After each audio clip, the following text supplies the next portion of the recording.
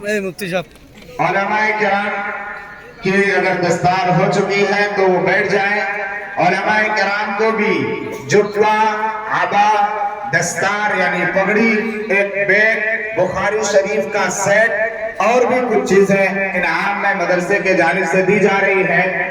اور یہ وہ انعامات ہیں جن میں علاقے کے بہت سے لوگوں نے حصہ لیا ہے. انہوں نے کسی نے ایک مفتی کا خرچہ دیا، کسی نے کسی حافظ کا خرچہ دیا، کسی نے عالم کا خرچہ دیا. حفاظ کرام آگے آئیں. حافظ محمد فیضان بن شبیر احمد، حافظ محمد فیضان بن شبیر احمد کانپور یو پی سے ہیں. ان کے والد صاحب بھی یہاں تشریف لائے ہیں. کانپور یو پی سے، یو پی کے بچے ہیں یہ.